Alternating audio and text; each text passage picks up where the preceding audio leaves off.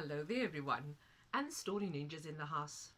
And listening ninjas, you can well imagine who is back in the house with me today. I have my camera person of one supporting. Thank you, little G. Ah, let's get on to our story. So, I have a book called Stories That Talk, and this is a compilation of stories by various South African authors. The story I've chosen for today is called Bay's Haircut. But this takes me back to, many years ago when, it wasn't me that gave the bear a haircut, but somebody gave my bear a haircut.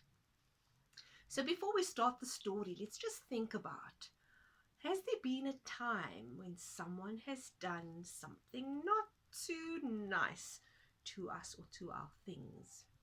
How easy was it for us to forgive them?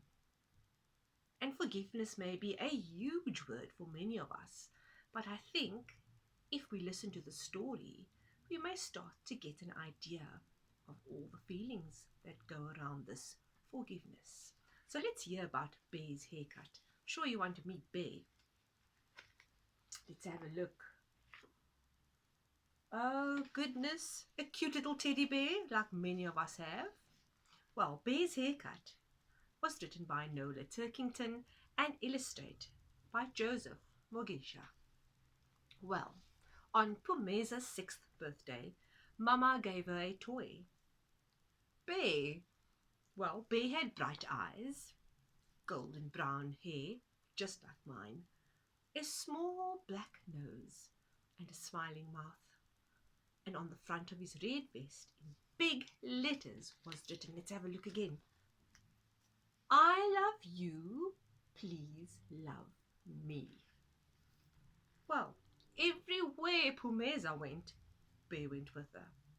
She loved Bear almost as much as she loved Tobeka.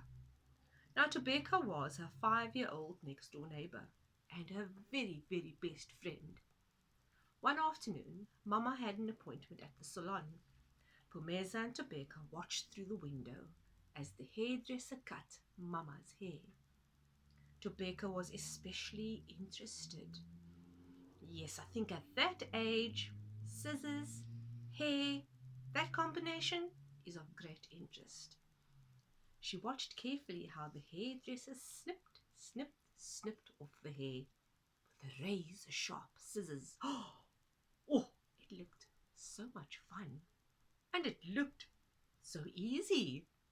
Now I'm giggling because this happened to me and I think I was about 4 years old. Oh, goodness. Later, Pomeza, Tobeka, and Bear played in the yard.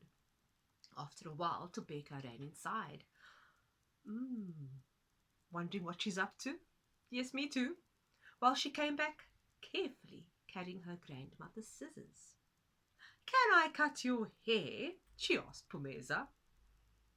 Not today, replied Pomeza. I want to go home now. But let's see what inspired this scissor cutting thing. Let's have a listen. Well, then I'll cut my granny, said Tobeka, and she ran off to find Gogo. Do you think Gogo would allow her to cut her hair? I'm not too sure. I see you won't either. Well, Pumeza climbed over the fence and went without noticing she had left Bear sitting on the fence. Let's have a look at Tobeka with that sharp scissors. Do you see Bear hiding on the fence? Oh, do you think Bear is safe there? May not be. When Tobeka went into the house, Gogo was on her cell phone, so Tobeka left her alone. Tobeka's brother was asleep, and she was frightened to wake him. I think he must have been a little brother. Shh. So whose hair can she cut?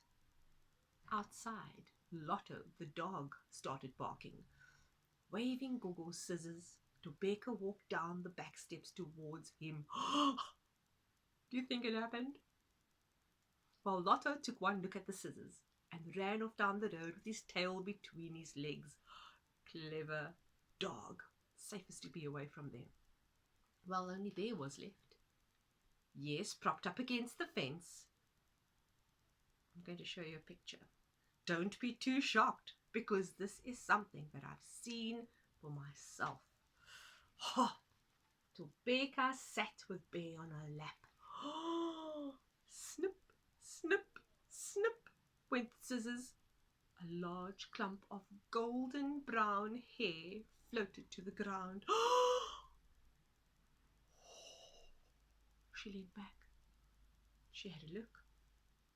Oh, oh, oh.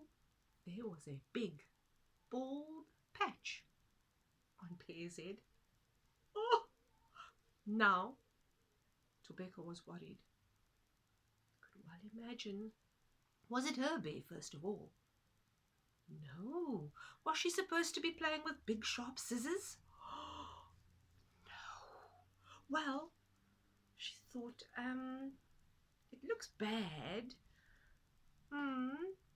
Very bad. But what will Phumeza think? And just then, Phumeza came running back to fetch Bear. She skidded to a stop, because guess what she saw? Let's have a look here. Phumeza cried out, "What are you doing? Oh, goodness, you've cut Bear's hair. Look what you've done. It's an absolute mess." And before Tobeka could say a word, Phumeza grabbed Bear by one leg and shouted, "I'll never forgive you. You're not my best friend anymore." Goodness, that was a lot of big, harsh words.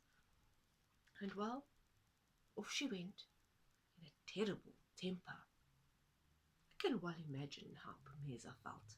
Her favorite bear been given a haircut without her permission. Oh, well, Tobeka felt horrible. I'm sure you can imagine. She put Gogo's scissors away, back in the kitchen cupboard where it belonged. And then she ran to the bottom of the garden and crept into the little hen house. And there she hid for the rest of the day, too upset to come out. Phumeza's brother rode past on his bicycle. "Hey, Tobeka, where are you?" Ben yelled. "I hear you cutting hair today. Will you cut my hair too?" Poor Tobeka, feeling absolutely terrible and hiding in the very back and corner of the hen house. Oh, well, Tobeka didn't answer Ben, and he rode away laughing. Do you think he was teasing her? I think so too. And usually Tobeka ignored Ben when he teased. Today she cried. That night, as Phumeza got ready for bed, she patted Bear's bald head. "Poor Bear, your hair will never grow again," she said. And Phumeza couldn't sleep. She was very sad about Bear's hair, sorry.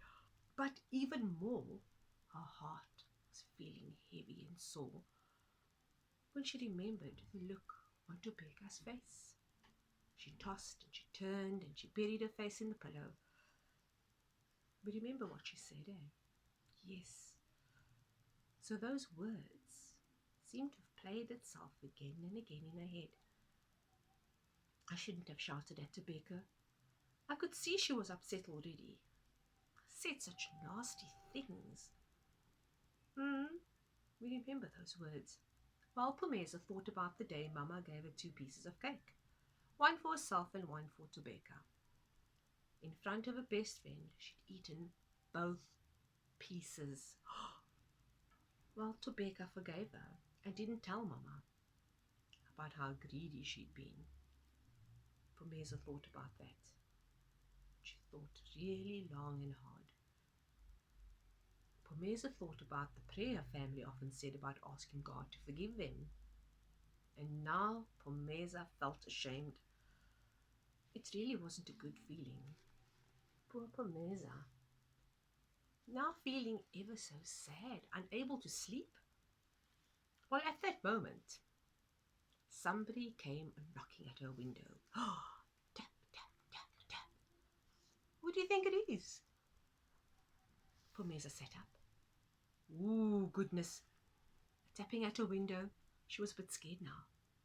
And then she heard a small voice. Who's there? It's me. And it's Tobeka. Pomeza jumped out of bed. She ran to open the window. Tobeka was standing on her tippy-tippy toes, holding onto the burglar bars. I'm so sorry I cut Bear's hair. I wasn't thinking properly.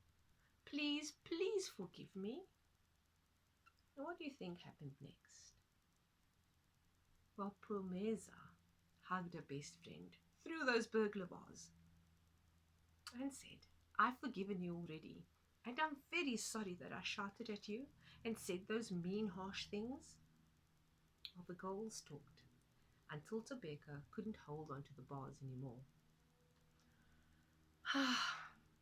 But before I go, said Tobeka, I've brought Bear a present. What is it? Asked Pomeza. Well, let's have a look. A red woolen cap. One her Gogo had knitted. Well, knitted for Tobeka last winter, but doesn't fit anymore. And it will cover Bear's head and match his red t-shirt. And it did. So it does feel good that at the end of the story, Tobeka and Pomeza were friends again. And well, Bear had a matching red hat. And that's the end of our story. So listening ninjas, before we say goodbye, there may be things that we've done that we know it's hurt somebody or damaged somebody else's things.